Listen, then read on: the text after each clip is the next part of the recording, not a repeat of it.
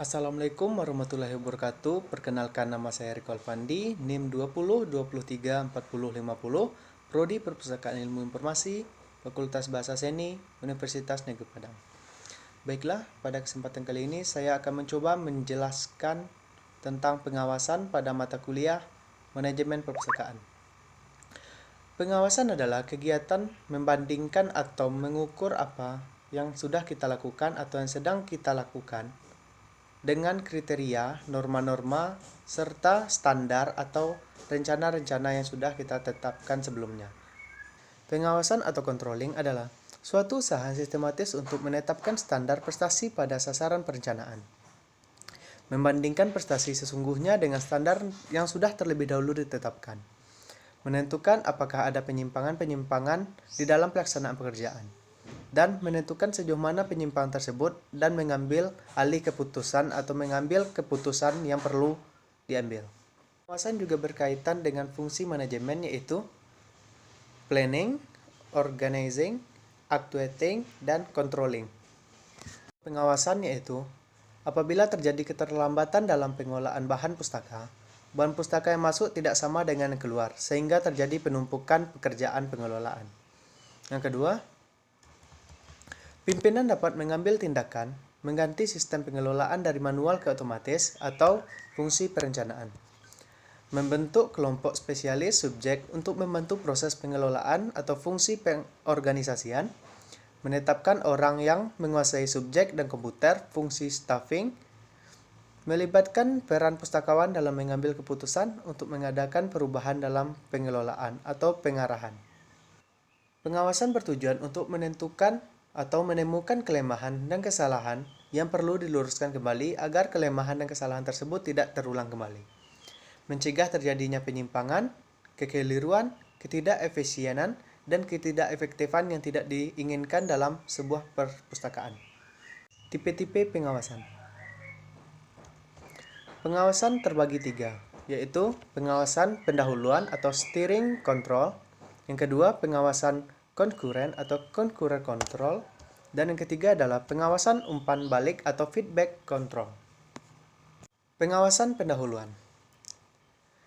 Pengawasan pendahuluan dirancang untuk mengantisipasi masalah-masalah atau penyimpangan-penyimpangan dari tujuan yang memungkinkan koreksi dibuat sebelum suatu tahap kegiatan tertentu diselesaikan.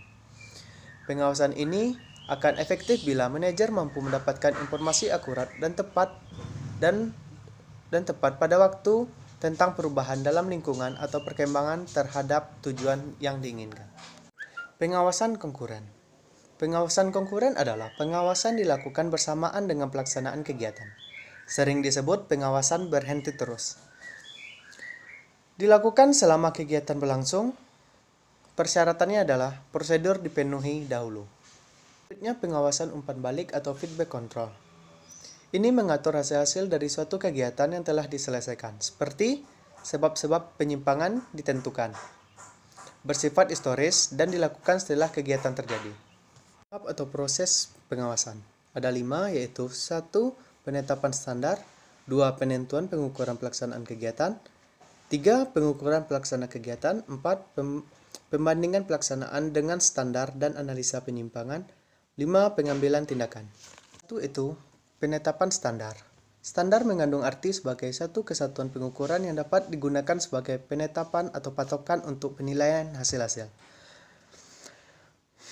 Bentuk standar. Standar yang berhubungan dengan keberadaan atau material seperti kuantitas, kualitas, biaya waktu. Contoh, buku yang diolah pustakawan per satuan waktu. Misal 25 buku oleh seorang pustakawan per hari, atau seorang pustakawan dapat melayani pengguna 50 orang per hari.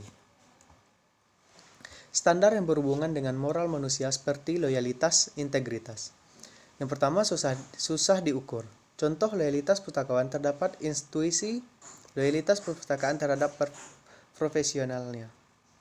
Kedua, yaitu penentuan pengukuran pelaksanaan kegiatan. Beberapa pertanyaan yang bisa digunakan yaitu, berapa kali pelaksanaan seharusnya diukur, setiap jam, harian, minggu, atau bulanan. Kedua, dapat dalam bentuk apa, yaitu pengukuran akan dilakukan pengamatan langsung, laporan lisan, laporan tertulis. Yang ketiga, siapa yang akan terlibat, yaitu pemimpin atau staf. Tahap 3 adalah pengukuran pelaksanaan kegiatan. Pengukuran dilaksanakan sebagai proses yang berulang-ulang dan terus-menerus. Caranya adalah pengamatan atau observasi, melihat kualitas, bobot kerja, dan sifat kerja. Yang kedua, laporan-laporan, yaitu seperti lisan, memanggil bawahan, diskusi rutin, tulisan, tiap bidang. Tahap 4 itu pembandingan pelaksanaan dengan standar dan analisa penyimpangan. Penyimpangan-penyimpangan harus dianalisa untuk menentukan mengapa standar tidak dapat dicapai. Tahap 5 atau pengambilan tindakan koreksi yang bisa digunakan. Bila hasil analisa menunjukkan perlunya tindakan koreksi, tindakan ini harus diambil, yaitu 1. Mengubah standar terlalu tinggi atau terlalu rendah. 2. Mengubah pengukuran pelaksanaan. 3. Mengubah cara dalam menganalisa atau menginterpretasikan penyimpangan. Dan di dalam instansi atau organisasi, pengawasan itu sangat penting. Contohnya pentingnya pengawasan yaitu perubahan lingkungan atau organisasi, yaitu tidak dapat dihindari seperti inovasi produk dan pesaing baru, bahan baku baru, peraturan pemerintah, dan sebagainya. Melalui fungsi pengawasan, manajer mendeteksi perubahan-perubahan yang berpengaruh pada barang dan jasa organisasi. Peningkatan kompleksitas organisasi. Semakin besar organisasi, semakin memerlukan pengawasan yang lebih formal dan hati-hati. Apabila pengawasan tidak dilakukan secara formal atau hati-hati, terdapat kesalahan-kesalahan. Sistem pengawasan memungkinkan manajer mendeteksi kesalahan-kesalahan sebelum menjadi kritis. Kebutuhan manajer untuk mendelegasikan wewenang dilakukan agar manajer mencapai penentuan apakah bawahan telah melakukan tugas yang telah disampaikan kepadanya. Pengawasan memiliki fungsi itu, apakah semua kegiatan telah dapat berjalan sesuai dengan rencana? Apakah terjadi hambatan, kesulitan, atau sebagainya? Mengetahui secara dini timbulnya masalah, mencegah terjadinya kegagalan, kerugian, penyalahgunaan kekuasaan, pemborosan, dan sebagainya, meningkatkan efisiensi dan efektivitas organisasi.